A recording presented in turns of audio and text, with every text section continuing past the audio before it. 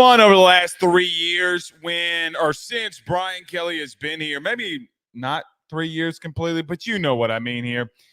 That every time that you land a recruit saying, I thought BK couldn't recruit, because that was the big thing, that LSU had made a bad decision in hiring him, and that him coming down, he's not going to be a good recruiter. No way they're going to get into the top 5 in recruiting.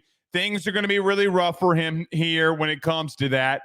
And I see people around Auburn and some guys nationally talking about Notre Dame quarterback commit Deuce Knight and how he may potentially flip his commitment from Notre Dame to Auburn, of all places. And what's interesting about that is that I saw, some things today about, they're taking some just pot shots, I guess, at, you guys that are saying Brian Kelly can't recruit, it's getting kind of played out. Okay. This is what makes college football. It's what makes what we are all in a part of it. The rivalries, the sayings, the hates, the going through football together. And then some people who want to be Rudy Poos just come out here and say, hey, you know what, man? It's getting played out. No, it's not.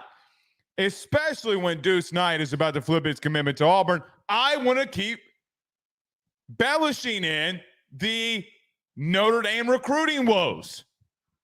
I thought it was Brian Kelly. Here's the secret that nobody really wants to admit.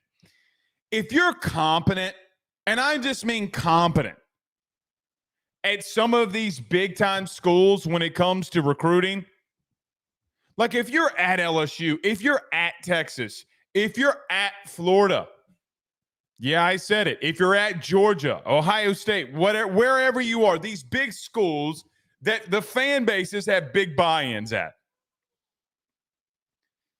And when the boosters have big buy-ins, and you have a very rich, talented state when it comes to recruits, if you're competent as a head coach, you can do some really good things here, especially in recruiting. And this isn't even like taking a shot at Colin Cowherd, who I saw today apparently was talking about Oklahoma and how they're going to be the next Nebraska.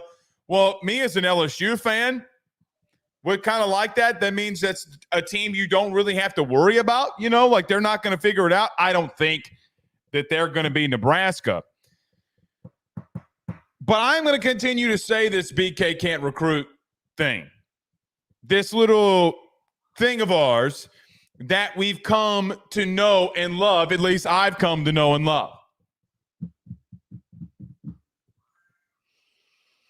I guess that's my rant of the night. You can't talk shit about this place without ramifications. I've seen our stick, the thing that I do or we do on this show get replicated.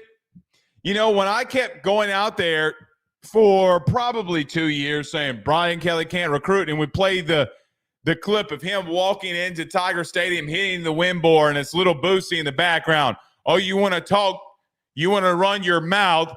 If you want some gangsters out front of your house, we will set this off. That was kind of our thing. Now people are trying to do it in Alabama. People are trying to say that now it's played out. No, it's play out to everybody, because that when we do it and we talk about it, I went through all my tweets when I said it. Here are the top 3 when it came to reach on all of those. 1.5 million, 772,000. And 800,000.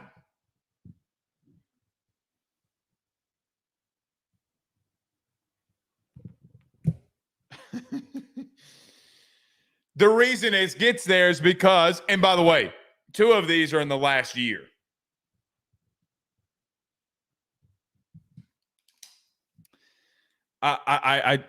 It's funny, man. It's funny. This place can be something sometimes. Haven't gone on one of those in quite a while. You probably don't even know what I'm doing. Some of you will gladly pick it up. Nevertheless, we're live. Welcome back, ladies and gentlemen. I am your host, Blake Ruffino. This is Are You Serious Sports. Hope all of you are making it a good one. We know that we are as well. Lots to get into tonight. Things that LSU has to be more productive in. If you want to be where you want to be, and I'm going to ask you this question tonight if you're tuning in.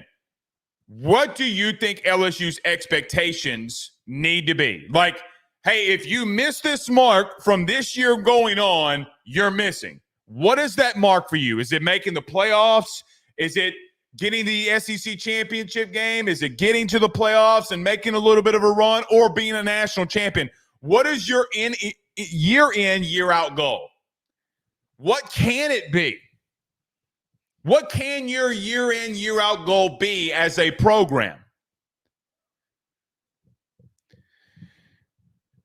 The reason I'm going to ask you that is that if you want to get there, like, guys, if we're going to make the playoffs, now that fall camp is over, guys, we'll be back out at practice tomorrow, and we'll come back tomorrow night, and you and I will have a discussion on how the second to last practice went for the media viewing portion of it before we get into game week, and they're going to be closing the gates, and it's going to be time to roll. What are the things that you're going to have to do to get to the playoff? Non-negotiables. Things that LSU's got to fix. And it's got to start week 1 versus USC. Now me and you finally are getting into the deep weeds of football season. Because when we're breaking this kinds of things down, it's not talking season anymore. It's playing season. We'll go around your SEC as well here. A lot of things in the SEC picking up. You know, Missouri, Georgia, Bama, South Carolina, and Ole Miss all made the list tonight for around your SEC. So we'll get to that as well.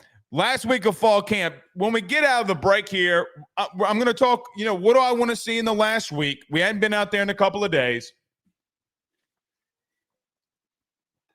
In this last week, what do I want to start seeing? It's going to be a pretty big offensive segment, if I'm being honest. Pretty big offensive segment. We've talked a lot about defense. We'll talk about that tonight too. But some things that we need to see. And I guess at the end, it is Tuesday. Thoughts, questions, concerns, we'll throw them inside the Rudy Crew chat. I have a feeling that tonight's show is going to be a little bit more or a little bit longer than the hour, because we got lots that we got to get to. Lots and lots we got to get to.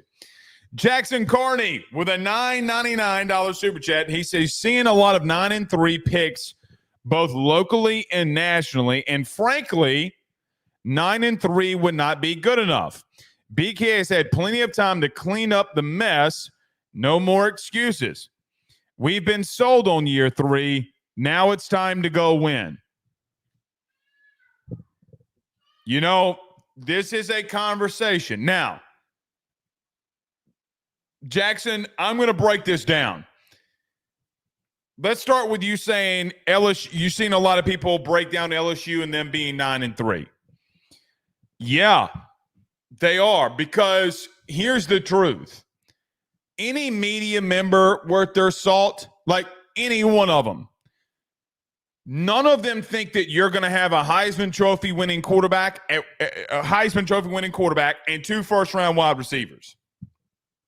So that now that they can see that your offense might be taking a step back, regardless of who you have returning, and your defense, which we'll talk about tonight, was 115th in passing yards allowed, and you were one of the worst teams in the SEC on third down, and you were 114th nationally in the country on third down.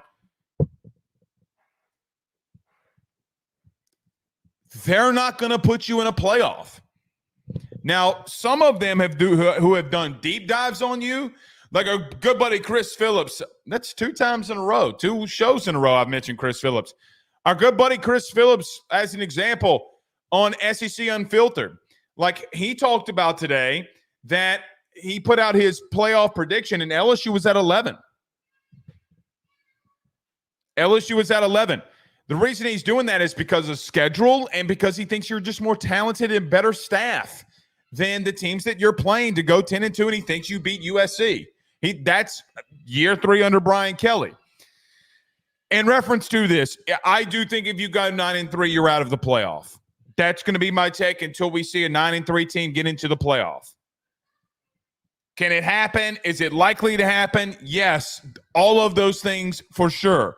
Like, for example, if Florida goes 9-3 and plays in the SEC championship game, or like there are wild things that can happen for a 9-3 team to get in.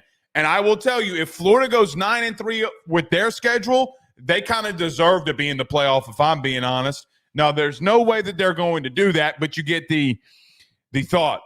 My goal here is to make the playoff, man, which, like I just said, would put you 10-2. It's one more win than you have here, Jackson, which I'm saying win the opener. I'm giving you the games that you're favored in, right? Like LSU is favored in 10 of their 12 games right now on Bet Online. They're favored. They're not favored against Texas A&M, and they're not favored against Bama at the current moment, if I'm not mistaken. Now, I probably should have checked that before we went out there. It's not USC, and it's not Ole Miss. You still are the giving points if you're LSU against Ole Miss. So I think for me to say, all right, successful season, get to the playoff. That's me. Now, in year 3 at this place, what has happened? What has happened every single year 3 under a new head coach at LSU? Orgeron won a title. You have Les winning a title, and then you have Nick winning a title. So your last 3 head coaches in year 3 in football have won national titles. That's the expectation of LSU. If you want to know that expectation, that's the expectation for every head coach that comes to this place. We'll give you 1 year, we'll give you 2 years, but like this comment just mentioned, at year 3, you got to be winning national championships. Look, man, new year, NIL, portal, things are different now. Maybe there needs to be more grace. But everyone wants to know the culture of LSU football. There's your culture. This $10 super chat is your culture. Hey, man, by year 3, you better win a national title. Hey, Les, you had some iffy years. 2 years after you win a national title, then you go in 2011, you lose one, guys, he still got to another one. It sucks. You're the second best team in the country. It is what it is. Year 3 to this. He says, we've been sold on year 3, Blake. BK has had plenty of time to clean up the mess. Here's the thing. The messes that Saban inherited, the messes that, and I say messes, the messes that Les inherited or Orgeron inherited, none of them had NIL or the portal. And with that, I am going to give grace where grace is due. You can say that I'm wrong. You can disagree with me. I'm just going to give more grace to Brian Kelly because none of those coaches here had to go through that. None of those coaches got to LSU and had 39 scholarship players.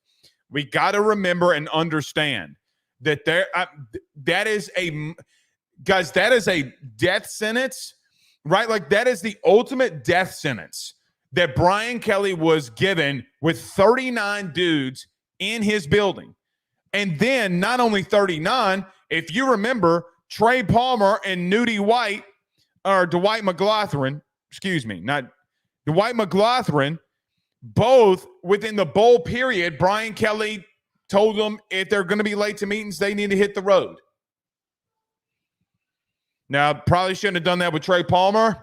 That is what it is. But it was his policy, and Trey Palmer wasn't going to win and lose you games either. I mean, he's not going to do anything more in 22. Maybe he would have. I mean, shit, he was a really good receiver. Really good receiver with Tampa. Told you. Y'all don't listen to me. Anyway, I did not mean to go on this tangent on this. I didn't. But we did. It's funny, Jackson, that you bring that up too. I was wondering when somebody was going to bring this up. I really was wondering when someone was going to bring this up. Year 3 under Brian Kelly, man. Everybody else that was here in year 3 won a natty. I mean, look, man. Expectations are what they are. I've given you what I think. You can disagree with me, but it's just my opinion. And I don't know how firmly I stand on it, but anyway. All right, let's get rolling. He also says this, but we don't have time. Thank you for the super chat. Maybe if you send a good enough thought and question, you'll get a long answer like Jackson had. That was one of the best questions we've had, or things that we've had done on this show by fans in the comments. Kudos to you, Jackson. All right, let's get rolling. Everybody do us a favor by hitting the like and share to all those groups. If you're on Facebook, share to all of those social media pages. You're watching us, listening to us on YouTube. Like, share, notification bell, and wherever you listen to podcasts, do us a favor by rate, reviewing, and subscribing. Got to pay some bills. We'll come right back. The biggest thing that you have to do if you're LSU going into this year. We talk about that next. BetOnline is the fastest and easiest way for you to wager on all of your favorite sports, contests, events with the first-to-market odds and lines. Find reviews for all the news for each league, including Major League Baseball, NFL, NBA, NHL, combat sports, college sports, esports, and even golf. BetOnline continues to be the top online resource for all of your sports information for live in-game betting, props, and futures. Head on over to BetOnline today and use your mobile device to join and make your first sports bet. Use our promo code BELIEVE50, that's BELIEVE50, BLEAV 50, to receive your 50% off welcome bonus on your first deposit. That's betonline.ag, betonline.ag.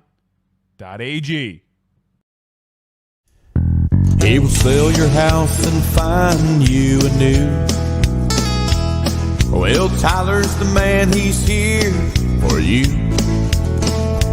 If you want to buy or sell, well, it's not too late. Dial 955-0008. Just call 955-0008. Y'all call Tyler, he'll shoot you straight. Louisiana is unique. The food, the festivals, even the bugs. No, not mud bugs. Unwanted bugs like these. The ones you don't want crawling in your home or business. Trust the Shield from J&J Exterminating. We've been protecting Louisiana homes for over 50 years, earning the trust of our clients because we deliver what we promise. Protect your home from pests. Get the Shield from J&J Exterminating. J&J Exterminating. Yeah. J&J has protected Louisiana homes and businesses for over 60 years. Call him today, make the pests go away. J&J Exterminating. Yeah. All right. Sports Geek 91 says year 3, you can't start off 0-1. That's very fair. You can't. It's very fair. You cannot start off 0-1. You got to beat US. Like, look, man, speaking of Chris Phillips, that's the third time this week. He asked me last week, and so did Bryce Coon at 247. Both of them asked me, hey, what game is the most important on LSU's schedule this year? Guys, I swear to God, I said game 1. Maybe some of you saw that. Maybe some of you didn't.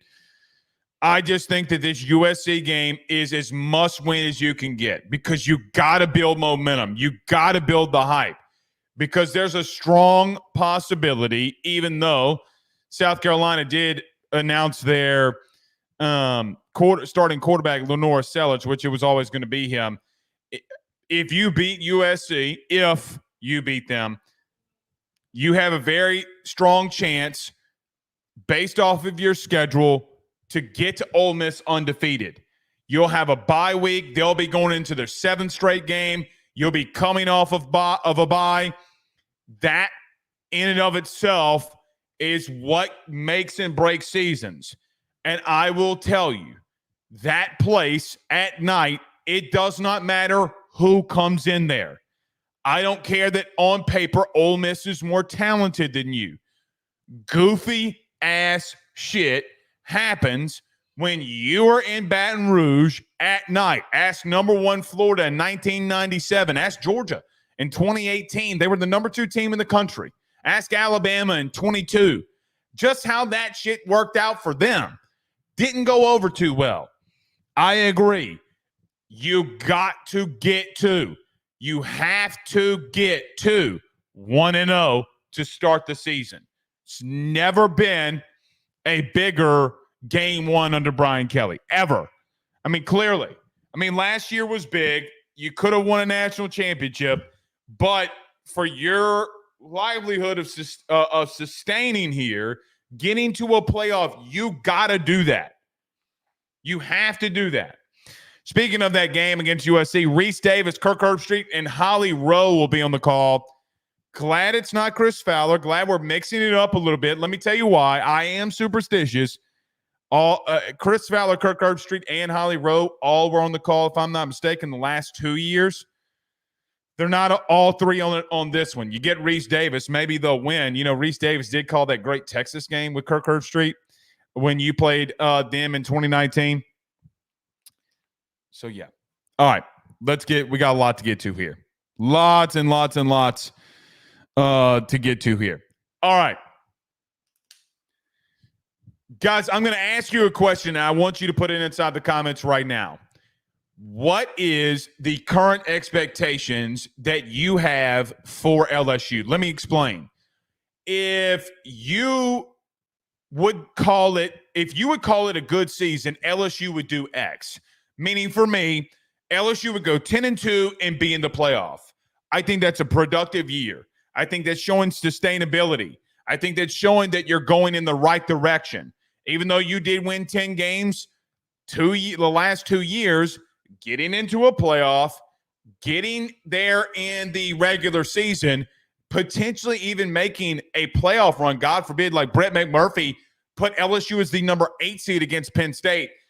Guys, if you have a playoff game at home and Penn State comes to town, it's so ironic that Brett put that, though, too, because remember, like, when me and you during the offseason were talking about, hey, man, I am not a playoff expansionist, meaning Blake Ruffino. What I was, though, is I thought it would be fun. Don't think 12 teams can win the playoff, but it's going to be fun. Could you imagine that happening? See, my expectation is 10-2 in a playoff. To get there, these are the things that have to happen. Now, teams that have really good defenses can get to that mark.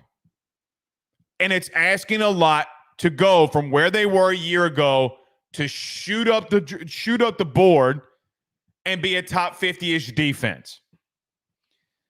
But guys, there are things that are going to be better.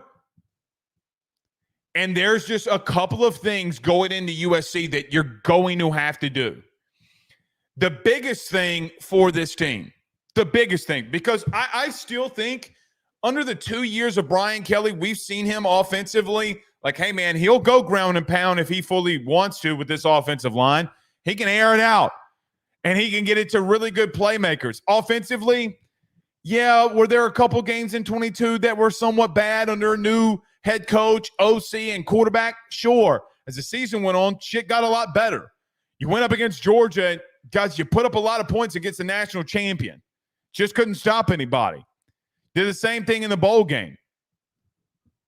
Then you turn around 23 with Jaden Daniels and have the number one offense.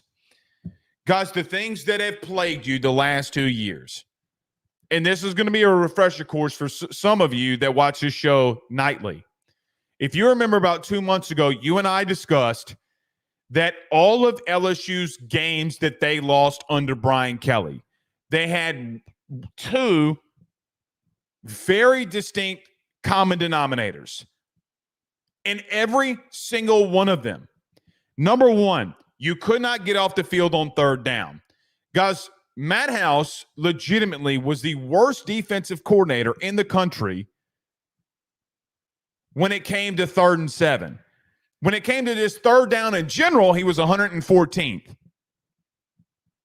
We can blame personnel, we can blame scheme, whatever you want to. He is running that defense. He was Rudy Poo. He was Rudy Poo. And he got fired because he was really Rudy Poo too. I went back to the Bo Pelini years. Guys, did you know that Bo actually wasn't that bad on third down? Now, it was bad. It was very bad. But of the teams that got ranked that year in 2020 during COVID, you were 82nd. You were 82nd on third down. Now, it's not great at all. But 114th to 82nd, guys, do you know that's like 12 more stops throughout the season? So one stop more a game that you would have had. Could you imagine if you would have gotten one more stop against Ole Miss? What about Bama? I mean, I'm not going to give you Florida State because I think Florida State was just an overall better team than you last season. I don't know about Bama. I don't know about I sure as know that Ole Miss wasn't. Still lost them. But the worst things that you did in all of those games, the biggest of it was you couldn't get off the field on third down. What's interesting about Garrett Nussmeier, and you could say, well, Blake, you know what? It's a whole new offense, whole new personnel, whatever. You know, Garrett Nussmeier has done some really interesting things on third down. Now, he's made some really bad plays, but he's made some really good plays. Did you know that he was in the 3 highest rated PPF grades on third down throws? What does that mean? That when it comes to tight window throws, he can make them. Now, the accuracy on that is 61%. But what they mean by is that he has made some very tight throws, like the go route that he threw to Malik Neighbors in double coverage, and it came down for a touchdown. Those types of things is what they're talking about.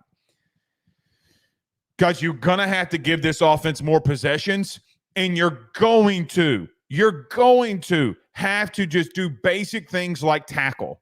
That is something that if you're going to be a playoff team, I think that you have enough personnel that can get you there with the schedule that you have. And here's the truth. I think that you have the staff to get you there. We keep talking about players. Is this guy going to be any better? Is that guy going to be any better? Maybe, because I think you do have a better defensive staff. Now, Matt House had times where he had good games. He had a good game in 22 against Alabama, a good game in 22 against Auburn. Offense was figuring out things in one of them, but Jaden Daniels in the offense is what won you the game against Alabama. Now, Matt House had a really good call game against Bryce Young. I can't take that away from him. But in every single game that you've lost, you've been in the hundreds on third down. It is the money down for a reason. And I'm going to tell you, the guy that's been one of the top play callers on third down in the last 5 years has been Lincoln Riley. You know, outside of last year where they were outside of the top 10, in 2022, they were third on third down. Brand new defense, brand new system. You know what Blake Baker was last year in Missouri on third down? He was 47th. If you're 47th, guys, that means that you're making probably 2 more stops a game than you were last year. It might not seem like a big deal, but it really is when you're talking about overall possessions. Number 2, the sack production. Guys, you got to 48th, but it is a little bit skewed. Getting to the quarterback at times last year was one of your better defensive traits. It was also one of your worst defensive traits, depending on the game that you're watching. This is a stat that can be inflated by some of those games like Arkansas when Harold Perkins just goes off. I think Arkansas is the favorite team that he's ever played against. You're going to have to get to the quarterback. Blake Baker was 10th in the country last year at Missouri in sacks because he sent the house. Not only that, they were top 20 in tackles for loss, which you were 65th in. What do I mean by those?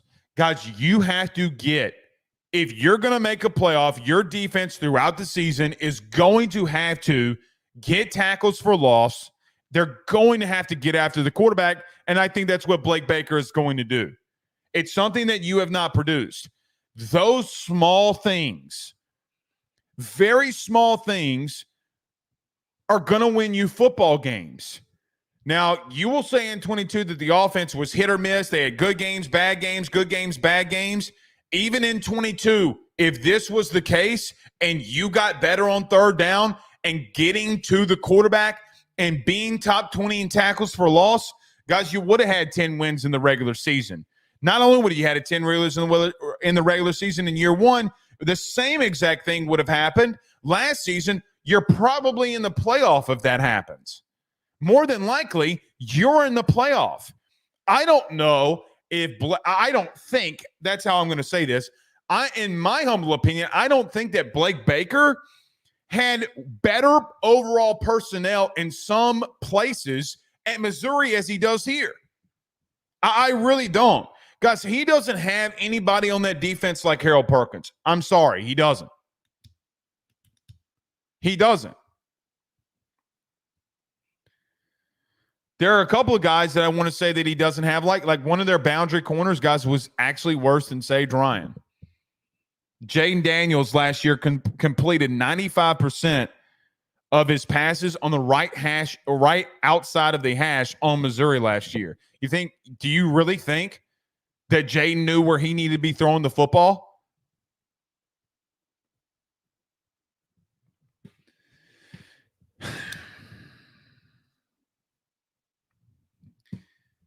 Offensively, I still think that you're going to control the clock and run the football and legitimately keep the chains moving.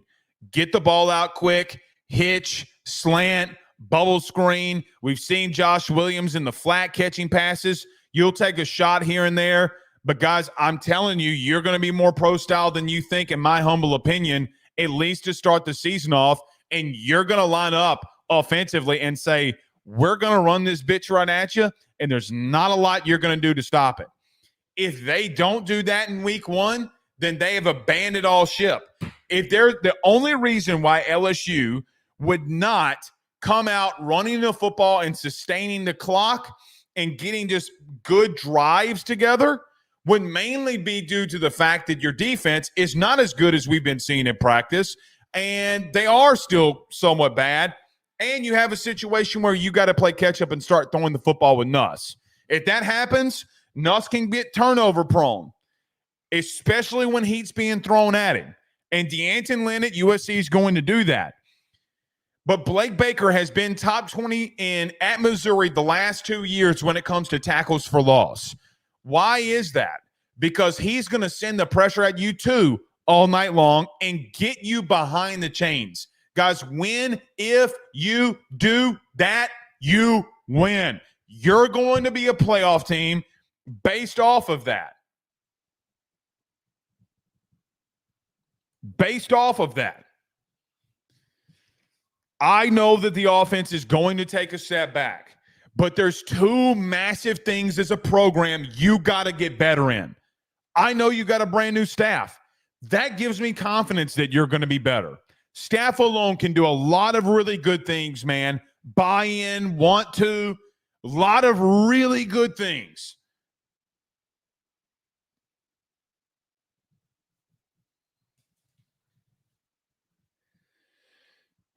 Rush defense was the third. Guys, if you cannot – so let me back up. That same conversation we had 2 months ago, it was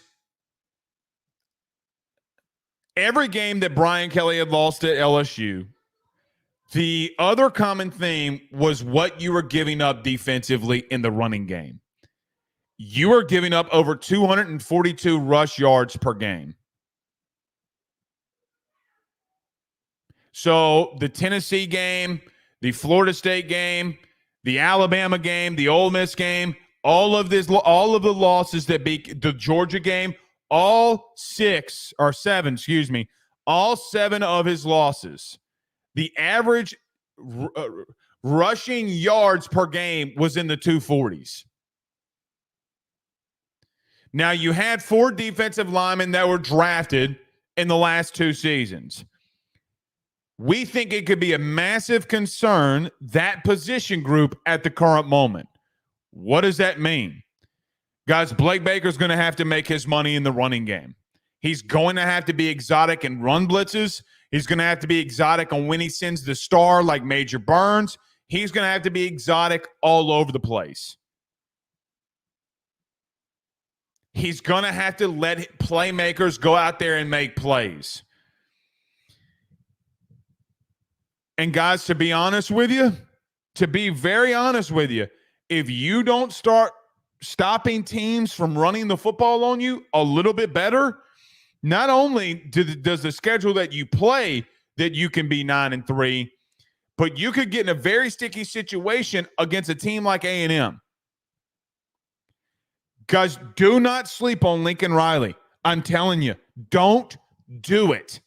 We can shit on them about their defense, and they were horrible last year. We can do all of that. Do not sleep on him, because what will happen is you'll look up and it'll be midway through the third quarter and USC's got 200 yards rushed all over you.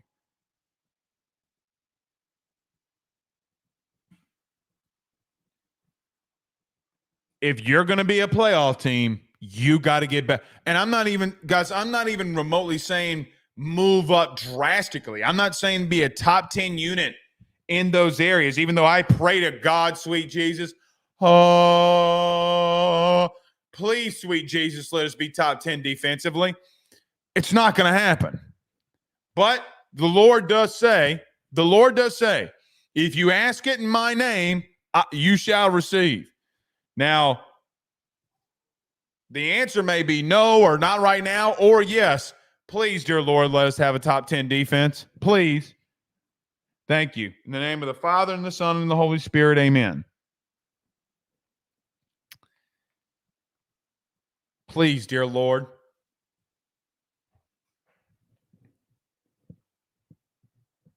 Please, dear Lord. So we'll see. Man, that went a little bit longer than I expected. Some other things that Blake Baker did do good last year. They were 33rd in total defense. We talked about they were 20th in tackles for loss. How about this? Think about this. Blake Baker's Missouri defense last year averaged 6.8 tackles for loss a game. Think about this. Think about Harold Perkins sprinting through the A-gap and tackling a running back in the backfield.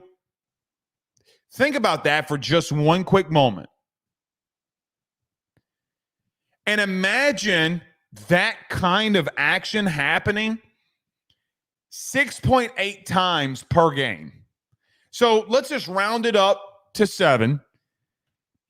But 20th in TFLs last year. Could you imagine 7 plays a game where you're getting TFLs? Now, I know sacks are brought into that. They average 2 a game, which, if you want to be technical, 2 sacks per game or 2.5 sacks per game, whatever it was. That's still 4.5 tackles for loss. So 5 tackles behind the line of scrimmage. A game in the running game. Guys, you didn't have hardly shit last year. Not a day. Guys, what would you have paid to get Jalen Milroe in a running play behind the line of scrimmage? What would you have done? Some of you would have paid big money for that to happen. Big time money. They were 30th in rushing defense last year. You were 85th.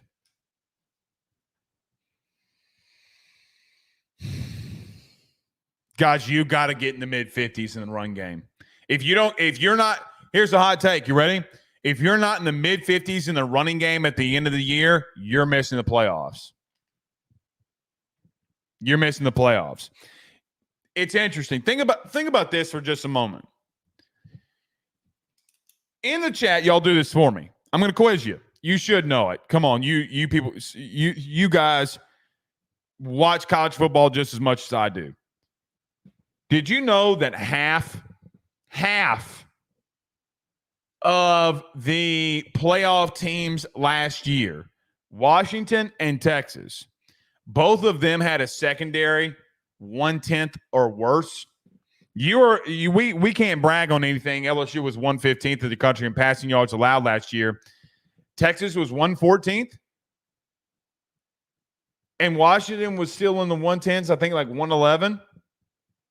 And those teams made the playoff. I know they weren't in the SEC, but think about that for a moment. You know what both of those teams did very effectively, Texas and Washington? They legitimately stopped the run. Both of them were in the Texas was in the number one overall team, but Washington was in the top 50s. Yes, sir. Marvelous. A lot of laughing face emojis. Heard Chase ready to sit out until he gets paid.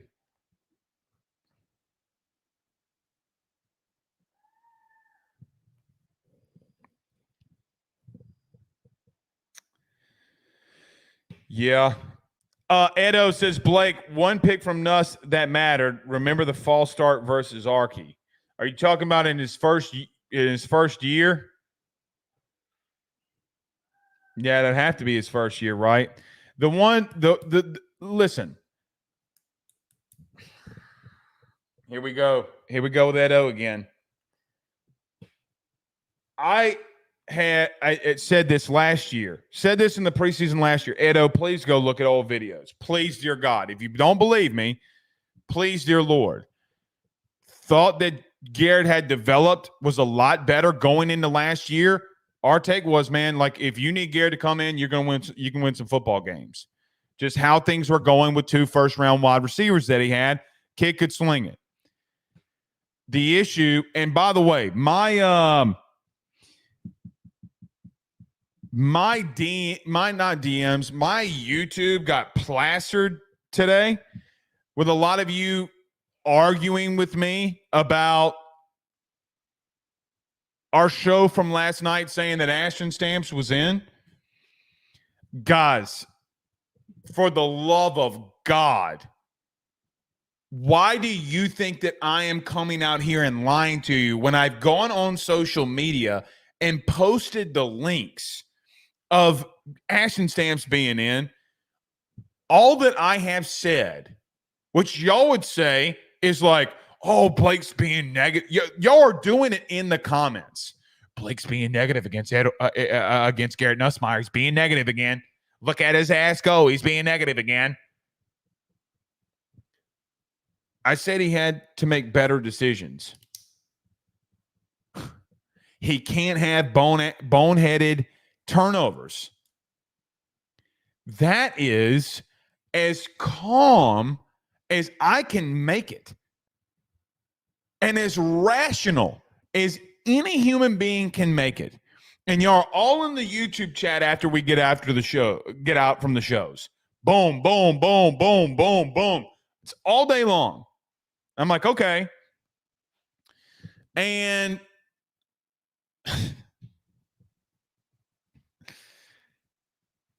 a lot of you were saying much worse about Jaden last year.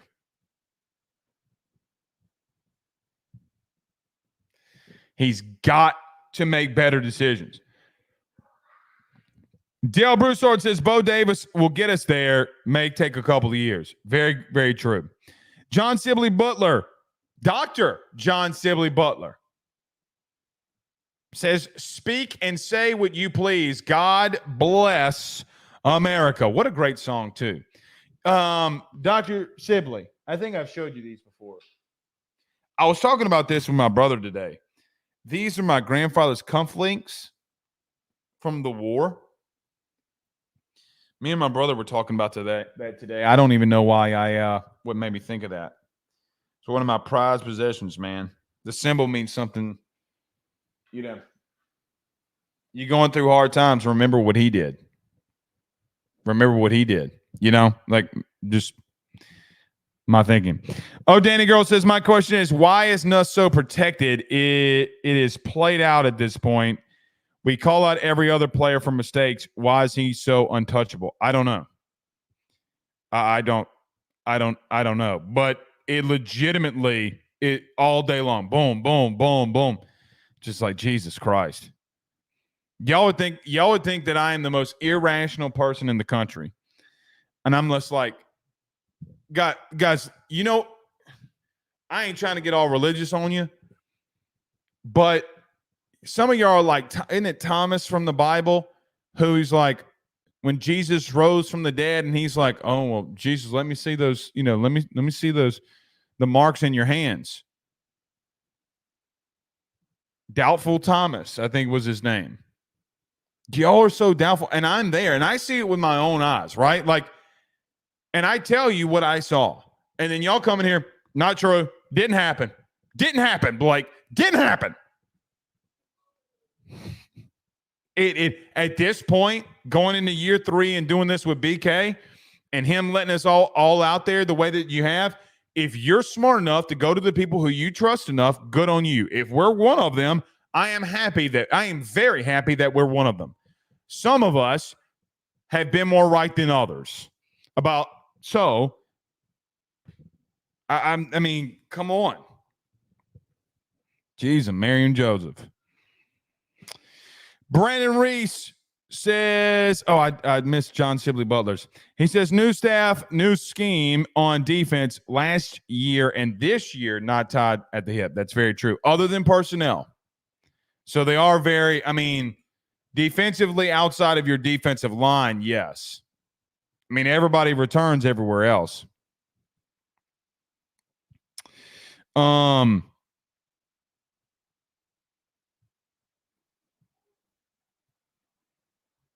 Yeah. Jamie Lear says, Blake, I know you ain't lying. I know I'm not lying.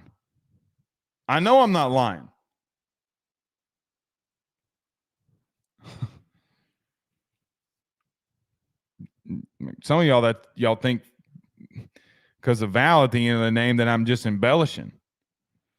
Brambo says Nuss needs to have 3 times as many TDs as he has INTs. And Brambo has a picture of him with abs. Good for you, Brambo. Boy, don't we all wish that we were there? Right?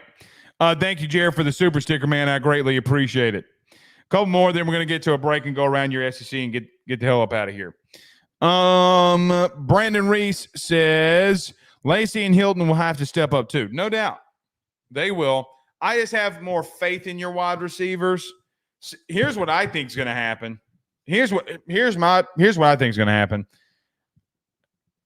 I think that the chatter about CJ Daniels after game 1 starts going way up. Along with Chris. You know, at the end of the show, I'll probably ask you a couple questions, and you can fire them in now if you have them. We have the least amount of questions, thoughts, comments about the wide receiver room. Literally, we do. I don't know why. I don't know. But y'all better get familiar. You better get yourselves familiar with CJ Daniels.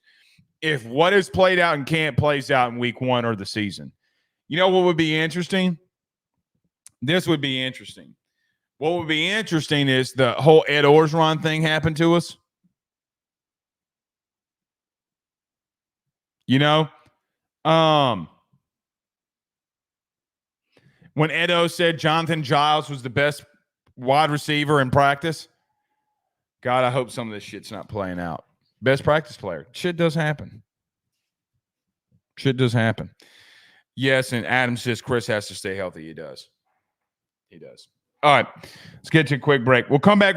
We'll come right back around, go around your SEC. I'll get your questions. So if you have thoughts, questions, concerns, Fire them inside the Rudy Crew chat. You know, if you got to send a super chat, your comment will 1,000% be read.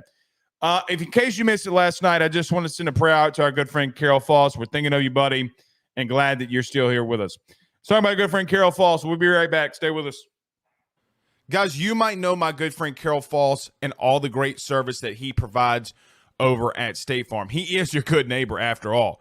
But did you know State Farm has surprisingly great rates as well? Along with the great neighbor service, State Farm agent Carol Foss has surprisingly great rates for everyone inside the state of Louisiana. So call him today at 985-395-4300, 985-395-4300 for all of those surprisingly great rates on auto, home, and life insurance needs. Like a good neighbor, State Farm is there, and individual premiums will vary by customer. All applicants subject to the State Farm underwriting requirements. Guys, I want to talk to you about our good friends over the Drake Williams Law Firm and Drake Title Company.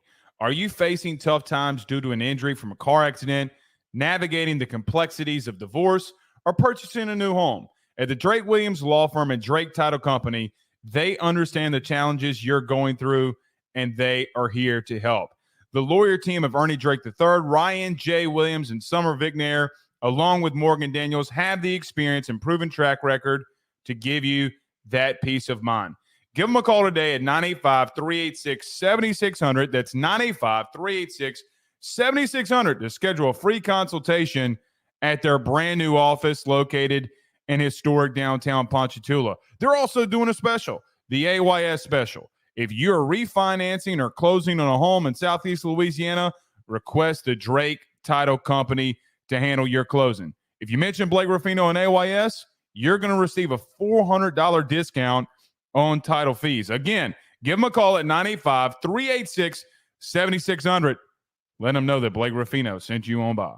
Louisiana is unique. The food, the festivals, even the bugs. No, not mud bugs. Unwanted bugs like these. The ones you don't want crawling in your home or business. Trust the Shield from J&J Exterminating. We've been protecting Louisiana homes for over 50 years, earning the trust of our clients because we deliver what we promise. Protect your home from pests. Get the Shield from J&J Exterminating. J&J Exterminating. Yeah. J&J has protected Louisiana homes and businesses for over 60 years. Call him today, make pests go away. J&J Exterminating. Yeah.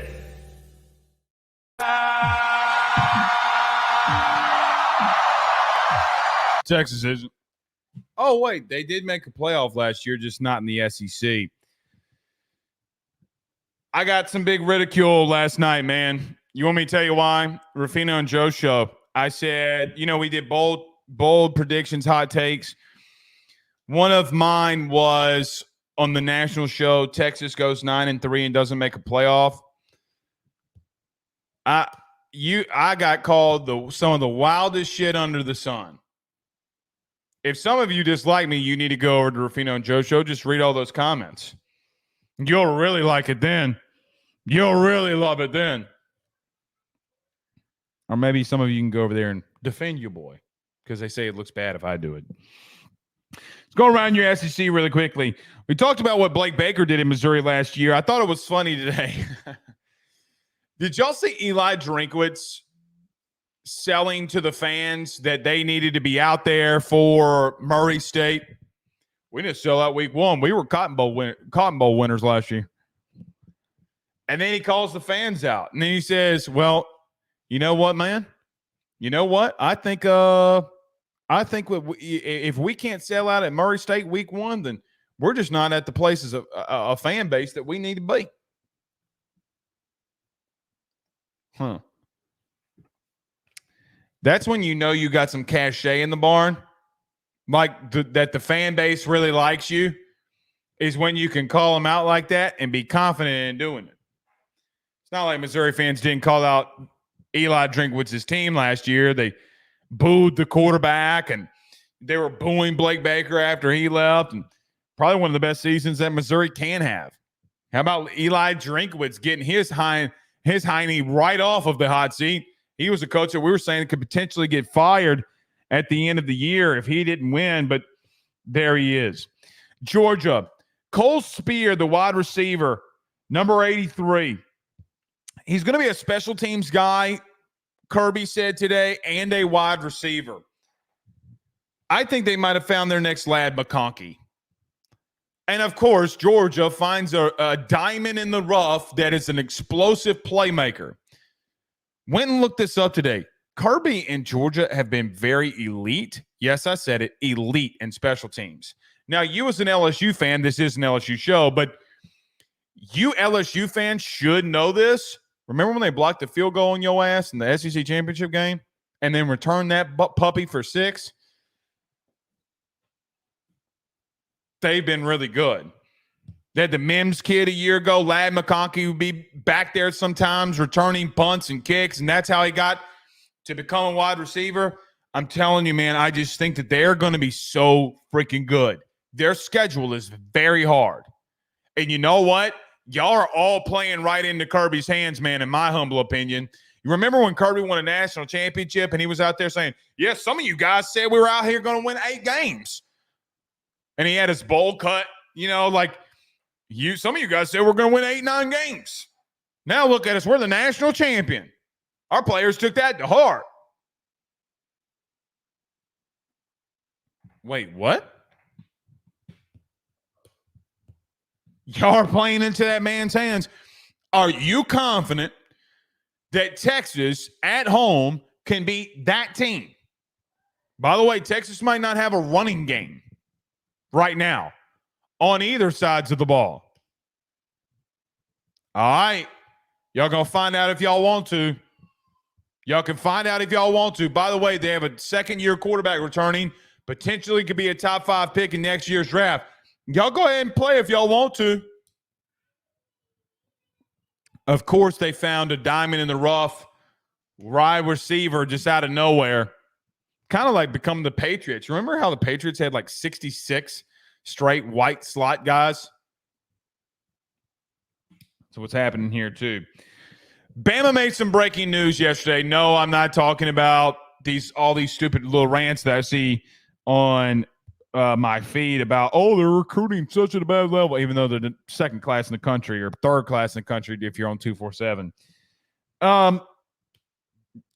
Yesterday, Alabama gave an extension to their superstar GM, Courtney Morgan.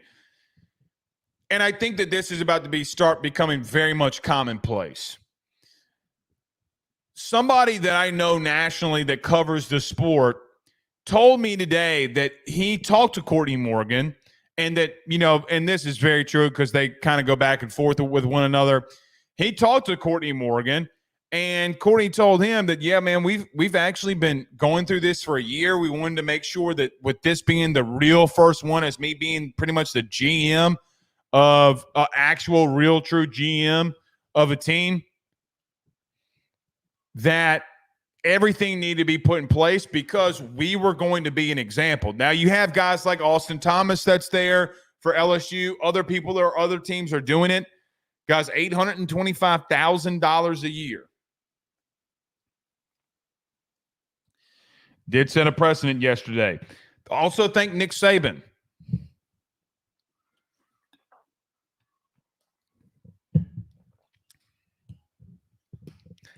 Be funny if Nick is like the owner of the team, Courtney Morgan's like the GM, and Kalen DeBoer is the head coach.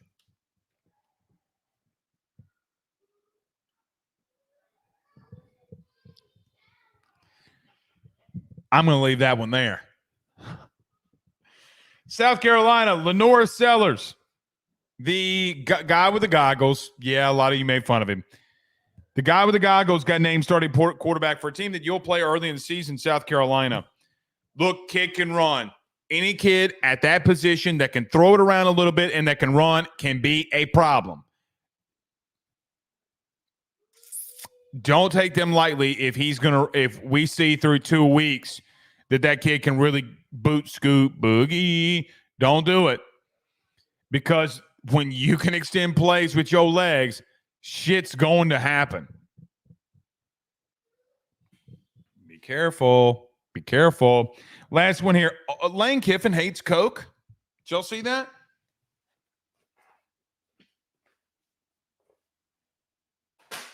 I mean, here's the truth. I do not, hand to God, I do not, at least I haven't had a Coke in like 6 months. Hand to God, have not. It's all been relatively H2O or alcohol. Legitimately, all that your boy's been drinking. I freaking love Coke. I love a good Coke. And I was going to do this when I lost 50, but I'm going to wait because when I get to the goal that I am trying to get at, which is going to be a lot longer, but I can be patient. The first thing that I am having is a 40-ounce Coke, and that's going to be my cheat meal.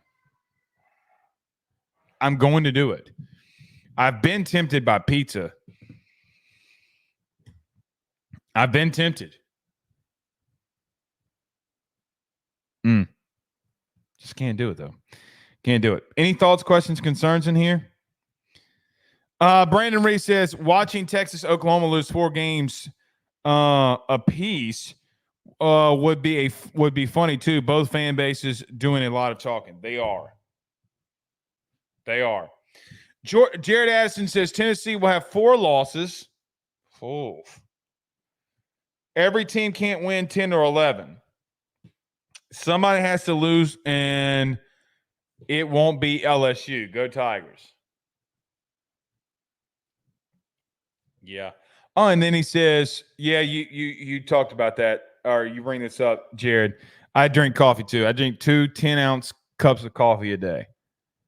So my first cup is 10 ounces. My second cup is 10 ounces. They're normally back to back. I don't know why I just don't get 20. I feel like if I split it up, that stays hot longer. Like I know what kind of drink I'm getting. God, I freaking love coffee. Are any of you in here coffee fans? What's your favorite coffee? What's your favorite coffee? I hadn't tried Black Rifle coffee. Do they have, but they don't have like the Keurig cups. That's how we make our coffee. Not our refrigerator has a Keurig in it, and that's how we make our coffee. We don't have like a pot anymore. Stephen Fryer, good buddy over at Fry Construction, says DP all day, Blake. You know, somebody's going to clip that, and that saying right there is going to be taken out of context. DP all day? Yeah. Rick says, ask Blake, does our committee of running backs compensate for our rushing yards Daniels had last year? They could do that. They can do that. Cam says, Blake, it would be interesting to compare and contrast your camp notes on the defense from last year.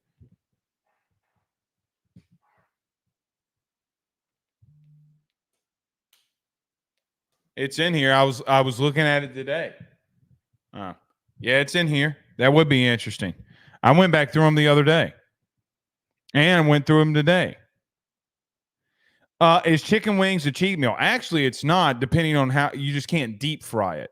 I saw somebody air fry one, but it was salt, pepper, and Southern Boys, the Southern Boys seasoning that I did. It's good, man. It was good. I've had some serious heartburn. Look, man, this is what I've done. Eggs, like tonight I ate 6 eggs. Yeah, that's a lot of eggs. I fasted from 6:30 or 5:30, from 5:30 yesterday to 2 o'clock today. Then had 6 eggs, bacon. What else did I have? Was it ground meat? And that was my meal. Kim Mallory says, Paul's on the DP.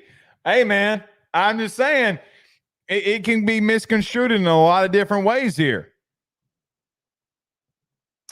Dr. John Sibley Butler says, never drink Coke, just coffee, just tea and Coke. Why is that? Why is that, Doc? Why is that? You mind if I call you Doc, or do I not need to call you Doc? Great value French vanilla medium roast Keurig cups. Yes, I said great value. French roast coffee and darker roast coffee. Okay. Van says Death Wish coffee, at least half of pot every day. Liquid ADHD. Oh, I'm going to look at that. Rodney Scott says I'm drinking coffee right now at 8:07 at night. God. Oh. We'll see y'all tomorrow, man. Y'all have a good one. Practice report tomorrow. See y'all tomorrow. Peace.